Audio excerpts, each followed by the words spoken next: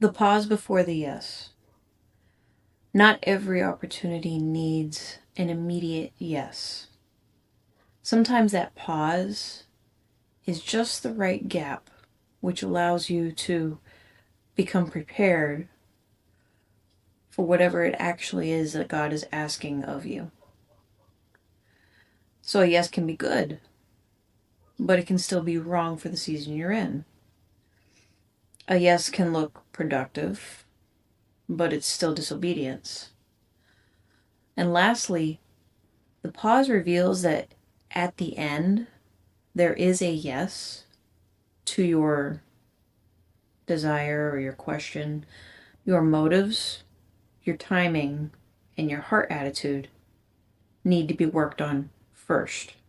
Before you give your yes, give God the pause. Because sometimes wisdom lies in between the opportunity and the commitment.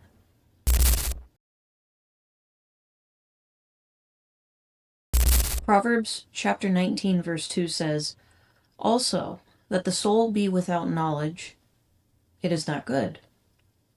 And he that hasteth with his feet sinneth." So the idea behind this verse obviously is if you're in a hurry and if you're in a rush and if you're going to act upon that hurriedness and that rushed mentality, you're going to make mistakes. And we as women, I think we get so caught up in the emotion of things a lot of times that we're so eager to say yes, and we don't take the time to really consider the consequences of saying yes or the outcomes of saying yes.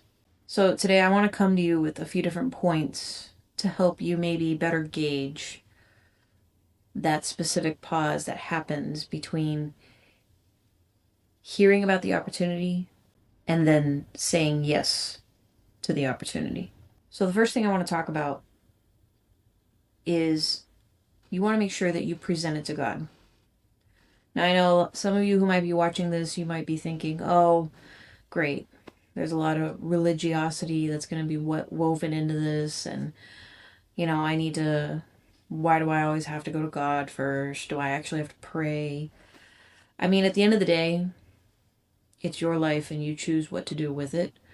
But from where I'm sitting and from experiences I've had to learn the hard way that yes, I do need to take things to the Lord first because He helps guide my footsteps. Before you jump into something and before you are so eager to answer yes to an opportunity, seek after the Lord first. Sometimes the problem isn't that we make decisions. It's okay to make decisions. You're going to get people who may be watching this and you're thinking, oh, so you have to go to the man to make decisions. You have to ask your husband. You have to submit to authority. And you know what? In a certain light to this, yeah, we as women should. But that's not what I'm talking about here. That sometimes we make the decisions and then after we make the decision, we ask the Lord to bless it. Instead of asking Him first to guide us and then bless us in the process of taking us to the right decision. So a couple talking points that I wanted to associate with this first point of presenting it to God is prayer shouldn't just confirm what you've already decided on. Bring God into the decision for emotional attachment forms and be willing to pray and expect that prayer to maybe not confirm your decision, but maybe to actually change your mind on the decision. A verse I have for this is Philippians 4:6. And it's a fragment of the verse, and it says, "In everything by prayer and supplication." So, simply speaking, ask yourself, have you actually prayed about the decisions or specific decision that's in your mind right now that you're thinking on? Have you actually prayed about it? Or have you just thought about praying about it, but you've already basically made up in your mind what you're going to do? Point number 2, assess the assignment. Ask, is this actually mine to do? And I come back to this question in other podcast episodes quite a bit because, again, at least in my experiences, I've always been eager to take things on because I know I can do it. When you know you're capable of doing something, it immediately puts a particular posture in your mind to think, okay, I'm capable of doing it, so I must do it, or I should be the one to do it. And I've discovered over time that that's not always the case. There's times where even though I'm capable of doing something, that doesn't necessarily mean that it's my assignment now. Maybe God ordained it that sure, I'm capable of doing it, but he wants somebody else to take it on, and I'm the one there to sort of help guide them along that path so that they can learn something, and then I, in turn, can be edified by that. There will always be good things available to you. That doesn't mean you're necessarily assigned to all of them. And it's especially important for us as women because we tend to say yes out of a lot of particular things, and a few things that I have listed here are guilt. We say yes because we feel guilty, because we're trying to please other people. It's out of fear of maybe disappointing somebody specific, whether it's a significant other or a parent or somebody you look up to. Comparison, which is a huge one, I think, especially now in this time and age. Excitement. Obligation. Wanting to prove ourselves to others. And sometimes it's not even just proving ourselves to others, it's proving ourselves to ourselves, which leans dangerously close to pride. And then lastly, fear that the opportunity won't come again. I'm a big believer in, there's a verse that says, God is not a God of confusion. And I also believe that can tie into fear. God is not a God of fear. Jesus himself didn't respond to every demand that was placed on him. He remained focused on what the Father sent him to do. So when the devil tried to tempt him 3 different times after he was baptized, the Sadducees and the Pharisees, different times they would mock him and try to distract him with questioning that really honestly had nothing to do with anything important. Even demon possession. The times where Jesus performed miracles on individuals who were demon possessed, like when Jesus cast demons into the herd of pigs and sent them down the water bank. Those demons were mocking, and they were creating a distraction. Jesus didn't fall into that stuff. He either, in a way, ignored it, or simply just put an end to it. John 5:30 says, I seek not mine own will, but the will of the Father, which hath sent me. Point number 3, understand the cost. Every yes has a cost associated with it. It could be emotional, mental, physical. It could be all 3. And it's not just something that impacts you, but your yes could impact others around you. People that rely on you, or people that look up to you. Or maybe it's people who are looking for your next downfall and your next slip up. And you think a yes may prove them wrong when in fact it could easily prove them right. Hey there, Angela here, and I just want to take a minute to interrupt the conversation and ask you a question. Do you ever feel like your days are just chaotic? Things feel disorganized. You feel like nothing's making sense. And everything that you know that is right to do doesn't seem to just work. Well, I'm here to tell you that maybe you're just applying the wrong tools to the wrong season. And with that, I want to talk to you about taking the Season Audit Quiz. It's a 12-question quiz that I created to help you get a simple gauge on where you are at in life. It'll help you understand some of the things you're going through. It'll give you some call to actions so that you can start working on and prioritizing now. And it'll give you some biblical reference to help you understand where the truth really comes from. The quiz is linked at the top of my YouTube page, and it's also linked in each of the YouTube videos that I'm going to be posting for this podcast. Now let's get back into the conversation. If you say yes to something, I have some questions here that you should run through your mind. What will get less time because you said yes? Or better yet, who will get less time because you said yes? What receives less attention? Or who receives less attention? What responsibility gets displaced? What will this require from you spiritually, mentally, emotionally? And do you believe your current season actually has the capacity for it? I talk about margin, right? Now, like on a Word document where you have the different margins on the page that are like 1 inches or whatever the standard is. That margin is just enough amount of free space to make your document look clean or to allow you to have so many words on a single page.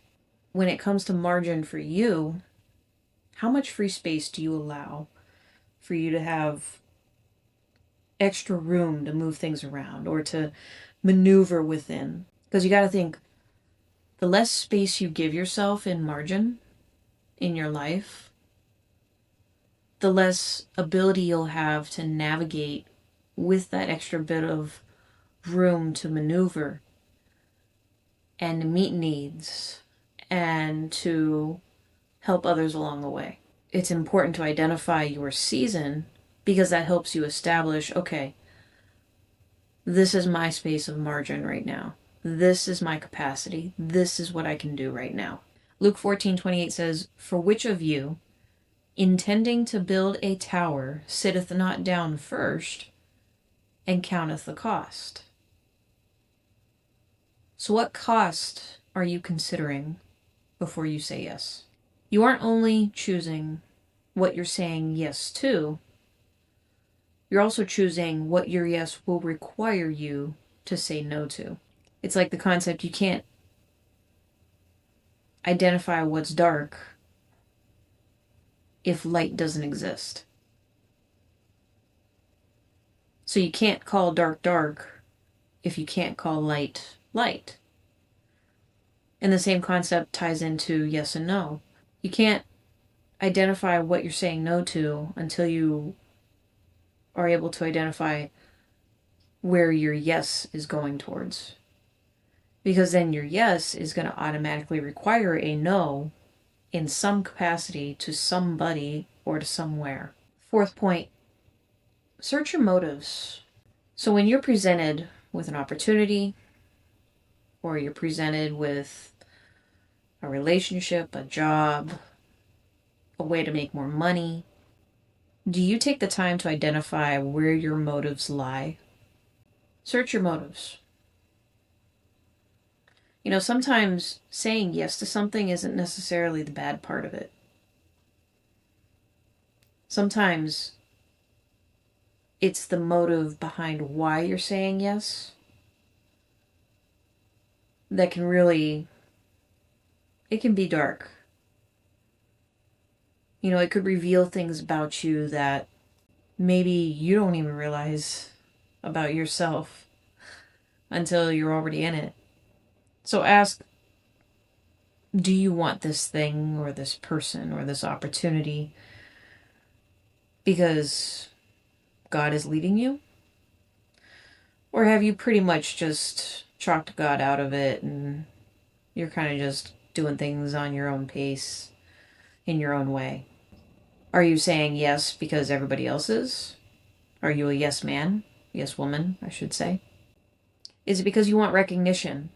Or maybe you're afraid of being left behind? You don't want to be the odd one standing out. You don't want to be different. Or something that I think is big for women is because you feel needed, or you feel like you need to say yes because it makes you feel important. It makes you feel like you're part of something. Instead of saying yes because the Lord is guiding you to that answer, are you saying yes for self? Psalm 139, verses 23 through 24. Search me, O God, and know my heart. Just ask for the Lord to reveal to you your heart's intentions, your motives. And remember, the Lord just, when people, and I think people get so caught up with this because they're expecting some crazy touched by an angel encounter when it comes to praying and seeking after the Lord. And we as women, we get so emotionalized with things. I've learned over the last few years that the Lord can come to talk to you through a person that you least expect. Or he could speak to you through a sermon. He could speak to you through his word, obviously. I mean, if you read the Bible. The way to identify if it's actually the Lord talking to you is, first of all, you can feel yourself buckle a little bit against whatever a certain person might be telling you. Not because they're trying to dissuade you, but because they're telling you something that maybe your flesh doesn't entirely align with. The second way is you can tell because it's almost like exact words coming out of this person's mouth are words that you had prayed, and this person knows nothing about your situation. They know nothing about who you, not necessarily about who you are, but they know nothing about where you've been in trying to identify where God is guiding you. The pause gives God room to expose what is driving your yes. So simply allowing that pause to linger is where God can do his work. The last point, execute in obedience. And this is where I think a lot of Christians get caught up. We as women, we want to be sure of things, right? We want to double check and triple check information because we doubt. I think it's out of a sort of cautionary sense that women have. You know, we're very cautious. But I think too it works against us, and we allow it to work against us. We don't discipline the caution. This is important because you don't want your indecision to suddenly be misinterpreted as discernment. Some women don't say yes too quickly. They stay in the pause forever because they're afraid. Again, God is not a God of confusion. You know, if it's not a fruit of the Spirit that you're feeling or that you're experiencing or that you're walking in, then something's off. If it's a yes, you move. If it's a no, you let it go. If it's a not yet, then you wait without forcing the issue. No matter if it's a yes, no, or a wait, the Lord is going to grow you and form you and mold you to prepare you for when it will be a yes. James 1:22 states, "But be ye doers of the word, and not hearers only." So clearly drawing the distinction that it's not all about just listening and believing. It's about doing. Faith is the substance of things hoped for, the evidence of things not seen. And when you're hoping and you're waiting, sometimes the movement, the movement inside the idea of obedience. So you're told to do something, you believe it's from God, you believe it's an answer to your prayer. That movement that's required, sometimes you have no idea what's going to happen, even though you've been told to move forward. So your faith, the evidence of things not seen, needs to take hold. Do not doubt the process. The goal of the pause isn't hesitation. The goal of the pause is obedience. Hey there, Angela here, and I just want to take a minute to interrupt the conversation and ask you a question. Do you ever feel like your days are just chaotic? Things feel disorganized. You feel like nothing's making sense. And everything that you know that is right to do doesn't seem to just work. Well, I'm here to tell you that maybe you're just applying the wrong tools to the wrong season. And with that, I want to talk to you about taking the Season Audit Quiz. It's a 12-question quiz that I created to help you get a simple gauge on where you are at in life. It'll help you understand some of the things you're going through. It'll give you some call to actions so that you can start working on and prioritizing now. And it'll give you some biblical reference to help you understand where the truth really comes from. The quiz is linked at the top of my YouTube page, and it's also linked in each of the YouTube videos that I'm going to be posting for this podcast. Now let's get back into the conversation. I do want to briefly touch on what I consider as two unhealthy extremes when it comes to this idea of the pause before the yes. The first one is somebody who, without hesitation, they just jump into an impulsive yes because they don't want to miss the opportunity. Versus the other unhealthy extreme, which is the person who has the fearful pause and their thinking is, I just need one more sign before I can move forward. If you feel like you're either one of those, then it's good that you recognize that. And it's good that you're being honest with yourself. But now that you have this knowledge, you need to move forward with it in the right way. So if you're the impulsive yes person, you need to really stop yourself. You need to just stop, relax. Mm-hmm. Take a moment to breathe before you just jump into another yes. Now, if you're the fearful pause person, you need to stop hesitating. You need to rebuke that. Because you're just going to keep looking over your shoulder all the rest of your life, looking for another sign, wondering if it was the right decision. When the Lord is literally trying to show you day in and day out what you need to do. So the mature position in all of this is pause long enough to discern, to pray, to seek what the Lord's will is. Then you move immediately when God makes the direction clear. In wrapping up this episode, I want you to consider and think about what is something that is waiting on your yes right now. And have you really stopped to pause and seek the Lord's guidance on it? Are you pausing because you're scared to move forward even though you've received an answer already on how the Lord wants you to move? Or have you already said yes and now you're already starting to see, dang, I shouldn't have said yes.